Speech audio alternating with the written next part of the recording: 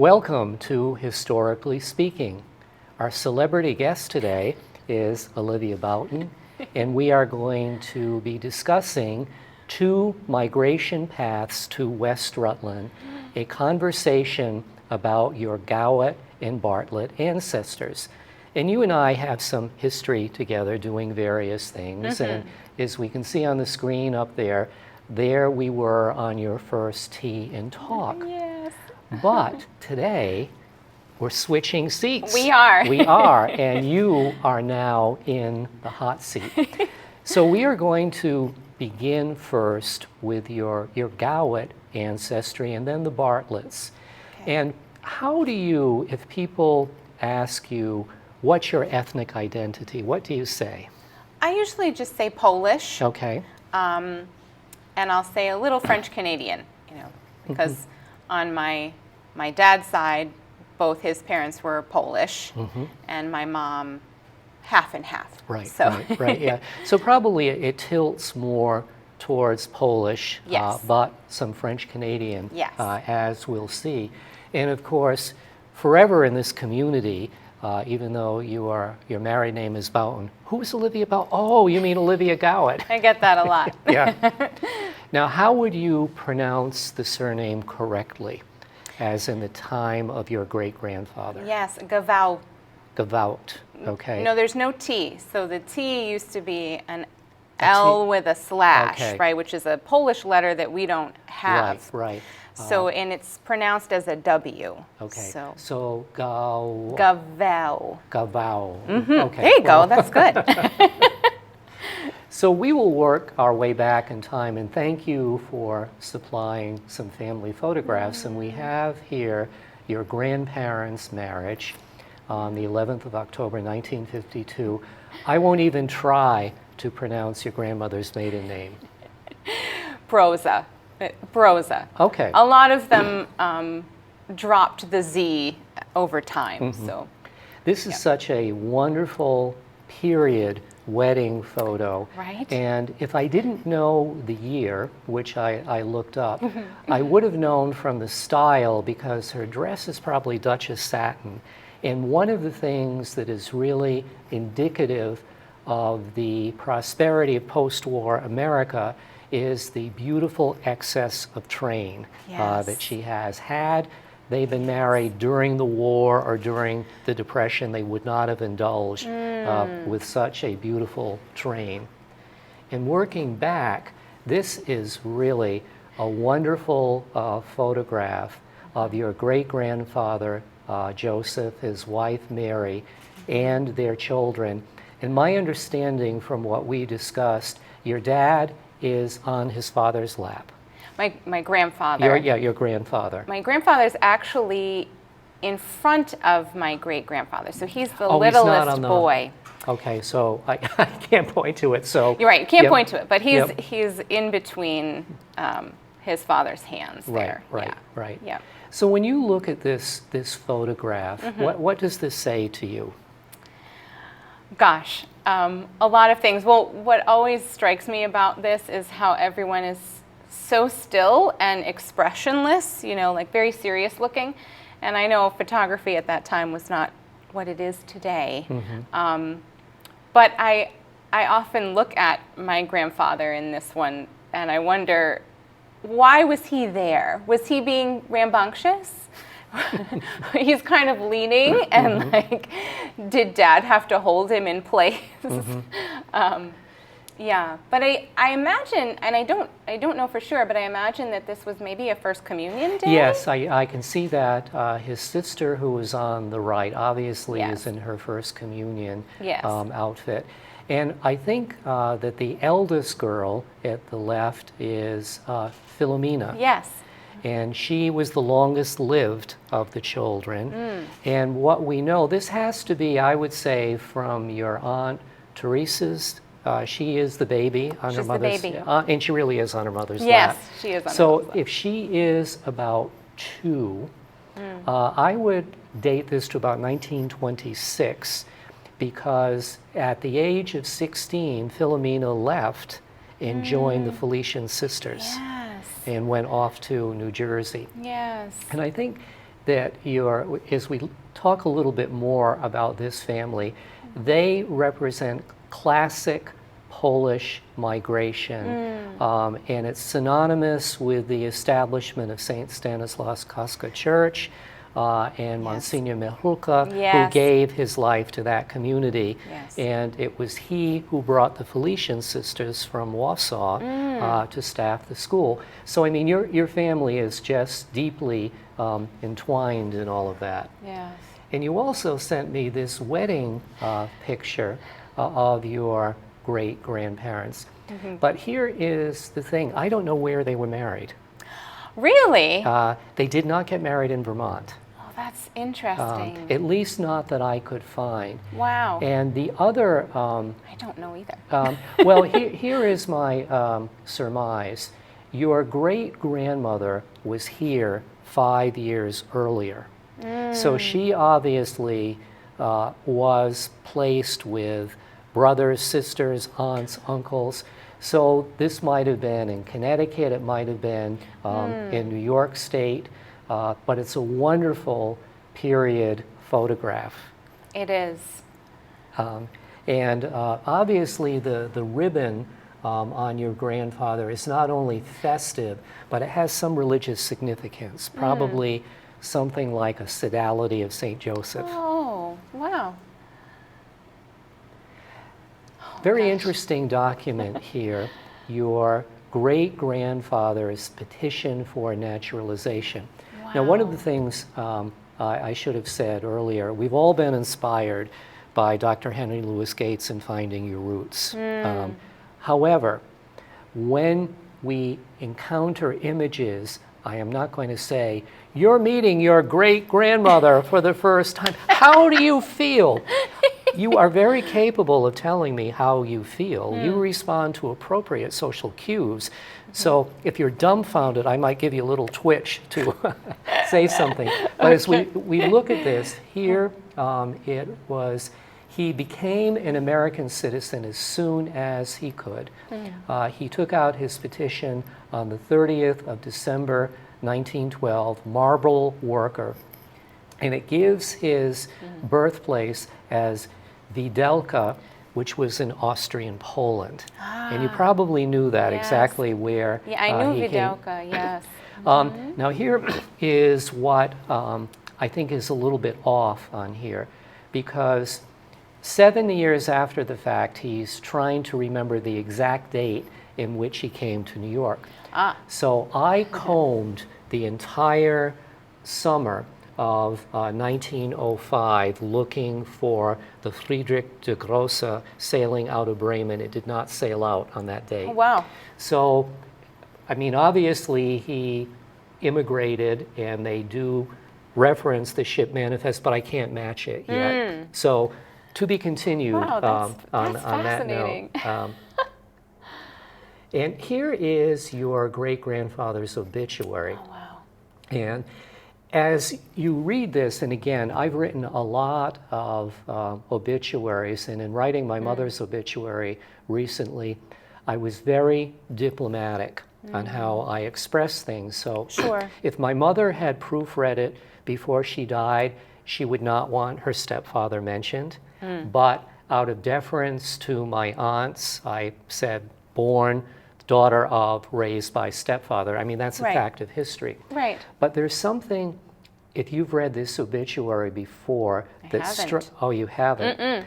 Well, going right to the punch here, it's very factual, but here is what it says. Surviving are his wife, Mrs. Catherine Orzek Gawet, and again, all the stepchildren listed. You can tell that she was the one who wrote the obituary because the mother of his children is not mentioned at all. So it's just a subtle thing, but I think that probably if your grandfather or his brother, they would have said, come on, mention our own mother. But certainly there is a great deal of pride here in mentioning that his stepson was Father Orzek. We know that this is a very staunchly Catholic family. For sure. Yeah. For yeah, sure. Yeah.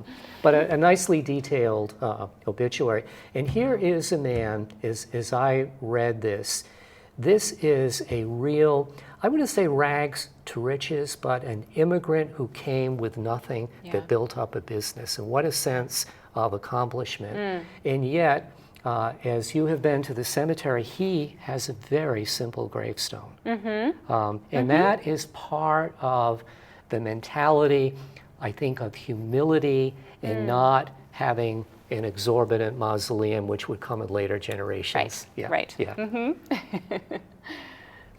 And here on a map is where Videlka is at present. Oh gosh, look at that. At the time that both your great-grandparents came from the same town, so if she was here 5 years earlier, it was kind of an arranged marriage. I was just thinking, I wonder, they knew one another. Right. But this is such a crossroads of nationalities because just below where you see the little indicator, those are the Carpathian Mountains. Okay. So if you look to the right of Videlka is Lvov, which is in the Ukraine.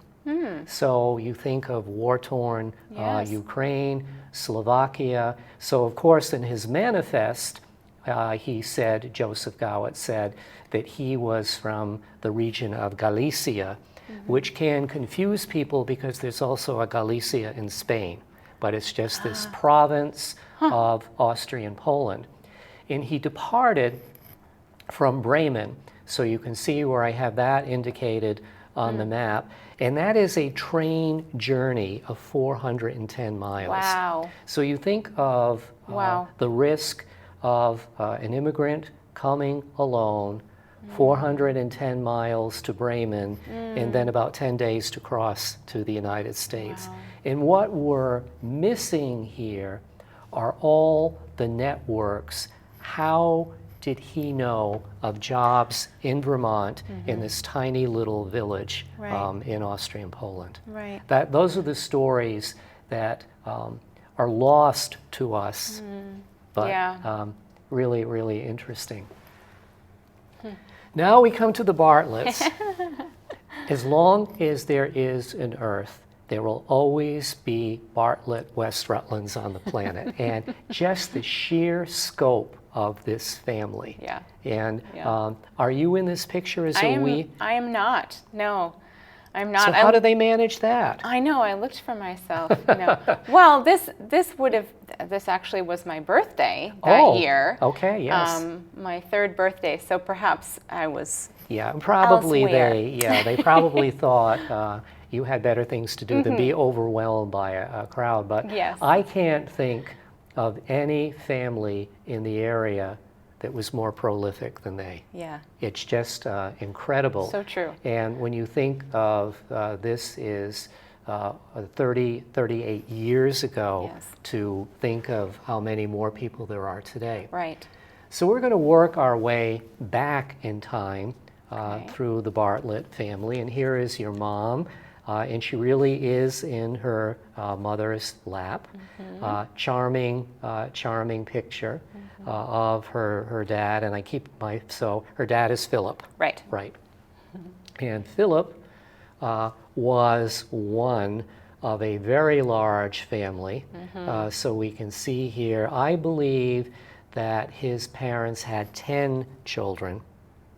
I think that's right. And she did not live to be very old. No, 46 Yeah, and or something. she died, I think, of hypertension or something. Probably today could have been treated with medicine.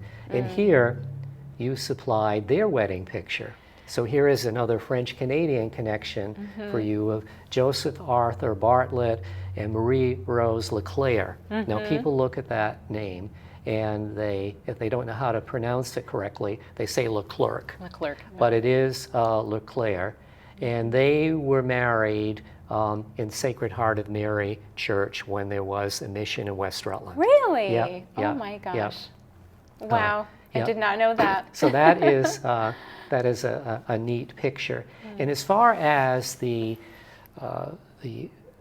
multiplication of the generations, that's something that was very indicative of the Bartletts, because here, because your great-great-grandfather George had 2 wives, I will get to that in a moment, he had 10 children by his first wife and 6 by the second. Wow. So among the 5 surviving Bartlett brothers here, so they're not all full brothers, some of them are half brothers, but there is a span of 33 years between the generations. 33 years. And you can tell your great-grandfather, he's in the middle, but he has a very distinctive look. The great-uncle that's on the right looks like he's wearing pince-nez, like FDR. Yes. A little bit of an FDR look. And I think that the man who is between your great-grandfather and the end, they are among the younger Bartletts. That's for sure. Yeah, they look much younger. So we go back to your immigrant great-great-grandfather, George Bartlett. Here is a picture of his gravestone and his 2 wives. And we can see from his obituary in the Rutland Herald just how prolific he was, because he would be survived by 9 children. Quite a few of them died young. 37 grandchildren and 9 great-great-grandchildren, but that's only as of 1925. Now, at this point, we have a parallel between your great-grandfather, Joseph Gawet, and your great-great-grandfather, George Bartlett, that they are both immigrants who settled in West Rutland. So what's the common denominator? I would think probably the marble. Marble. And it's amazing, from Poland to Canada, marble. So you've got marble in your blood. I believe that. Yeah. So this is where, to me, I may be taking you into territory that you don't know. So how much did you know about George Bartlett's life in Canada? Nothing. Okay, so we're really going into brand new territory here. He was baptized at about a year old in the Odelltown Methodist Church. So he was Protestant, a Methodist. And Odelltown was a Tory settlement, loyalist settlement. I think Odelltown has been absorbed into the larger community of La Colle, Quebec today.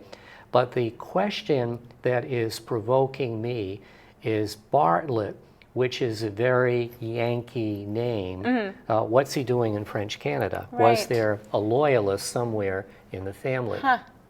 So George, the immigrant, was the son of another George and Armine Dupré. So George was at least half French through his mother. So you can start to add that to your French. Yes, French. Now this is pretty wild. So George, your great-great-grandfather, before coming to West Rutland, participated in a militia in La Colle, Quebec, called the Richelieu Light Infantry, and he was recruited to put down a Fenian raid of Irish radicals who wanted to overthrow the British government in Canada. Oh my gosh. So there he is. But this document is telling us in the early 20th century, he's applying for a military pension from the Canadian government. It was a pittance of a pension, but just the same, it's great documentation. Because who would think that he would be serving in a militia? So there it is. Wow. The Fenian Raid Volunteer Act. Oh my gosh. Now, I found that George was living in Rutland. However, this is not really Rutland. Because if you go to the very top line of the census, it will tell us post office West Rutland. Because remember, the town of Rutland had not divided yet. So West Rutland, early 1880s. But you can see there is George. He is a quarryman. And if you'll notice, so Delia is his wife, so that's Adelaide Gannett, who is his first wife. They were married on the 17th of August, 1869, at what was called Sacred Heart of Mary Church in Rutland. Wow. And the household next to him, and I think that those curly Q letters, it may be an L, but Gannett is his brother-in-law. So he, in his early days in Vermont in 1870, is living in the same house, probably a tenement house, marble housing, with his brother-in-law. Wow. So at this point, you have a Catholic marriage, a Protestant man. So what do you think happened? Probably she was Catholic? Well, she was Catholic. She had to be. They could not have been married. Right. But as long as he signed the pledge, if there was a pledge, that the children would be raised Catholic, their marriage would have been blessed. Because if he were not willing to do that, Adelaide would have been excommunicated. Wow. Because, so that's how strict canonical law was. You marry a non-Catholic, it's de facto excommunication. But I found something that you're going to just love, because this is not the kind of thing that you can find on Ancestry.com, because this marriage record was not recorded at the town level. And it's only because I have the marriage repertoire of Immaculate Heart of Mary that we have the date of this marriage. Wow. But George Bartlett, age 27, was baptized on the 10th of January, 1875, at the original Sacred Heart of Mary Church in Rutland, Oh my gosh. which you can see here.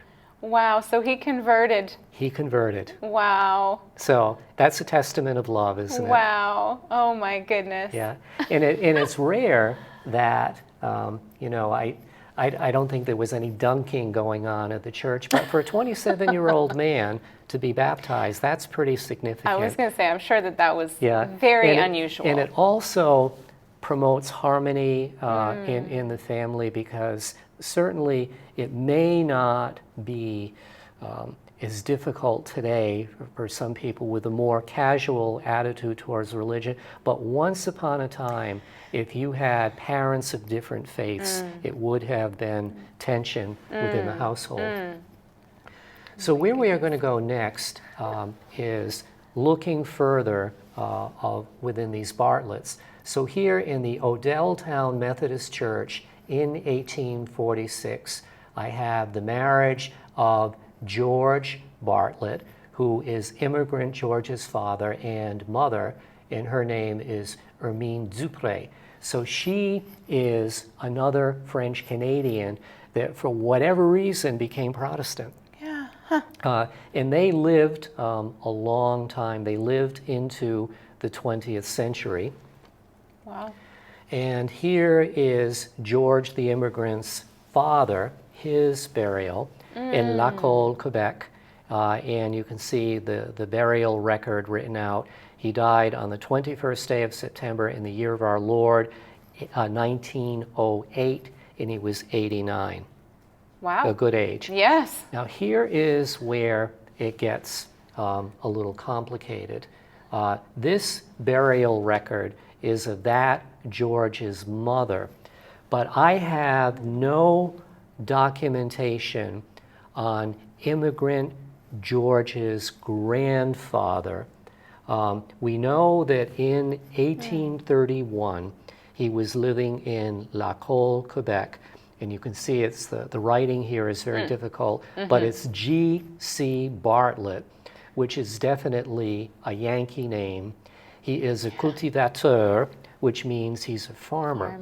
But at this point, we don't have definitive proof what was this Yankee doing in the eastern townships of Quebec. So what people do sometimes, and we were talking earlier about LDS records, the Latter-day Saints.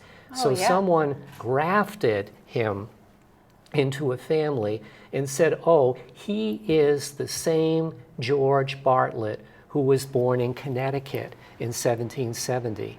No proof.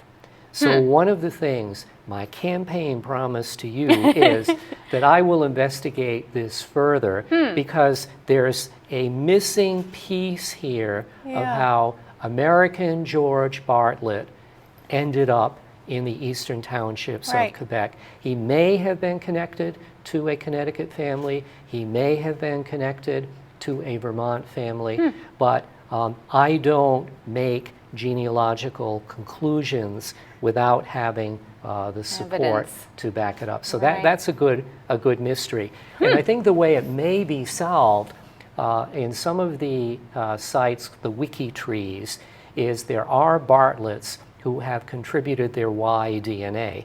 So there may be people that I can contact that can work on that mystery. But we're stuck on where the Bartletts were before they came into Canada. Now, let's go back to your great-great-grandfather's second marriage to his much younger wife. Now, boy, did her name get butchered here. Her name was Celine Aylwin. Aylwin. This, I don't know what this could be. It looks like something Ali's saying. And again, they garbled her mother's name. Oh my goodness. Now, this struck me as a highly unusual French-Canadian name. I mean, A-I-L, Aylwin. So as I worked this family back in time, I thought I would give you the French here because the first ancestor was not an Aylwin, but his name was John Honeywell. And from this French document, he was captured by the Hurons from Scarborough, Maine in 1723. Oh my So your gosh. Aylwins really are Honeywells. So this is something that there's a lot of controversy about this. So the man who was known in Quebec is Jean-Baptiste Aylwin. His French name became Jean Anouilh Langlois. He died at the Huron mission in 1766, but he was not a Huron. Right. And so as we write stories like this today, I think we have to write them with sensitivity because I'm not going to use the word raid. So this is going to be one of my big projects to give you some heritage from your Honeywell family. Wow. That's cool. And I didn't even have to Very ask you. intriguing. Right, you didn't even have to ask me. So as a watcher of Finding Your Roots, Henry Louis Gates, near the end of the show, always said the paper trail is run out. No, our paper trail hasn't run out. We don't have DNA to work with. But I did discover a new relative for you. Oh, okay. Of someone that you did not know that you share a relationship with. Okay. And this this person has been in this studio. Okay. Any guesses? I mean, Are you ready? I'm ready. Are you ready to meet? I'm ready. I'm ready to meet. You are going to meet your new cousin. Oh my gosh. No way. Yes. George Valley Oh my is gosh. related to you in 3 ways. He is your 12th cousin, your 9th cousin 3 times removed twice. And you and he are descendants of Jean Paradis and Barbe Guillon, who were immigrants to French Canada, and he was an amourier and a maître coutelier. He was a master knife maker. Wow. So that is the reveal. And that expression my gosh. at our dinner table kind of conveys it all, doesn't it? It does. Oh my gosh. I feel like that's exactly how I look right now. Like, oh, wow. Well, thank you for being my guest, and we are out of time, but there are more adventures to continue with all of Thank this. you, Michael. You're This welcome. was great.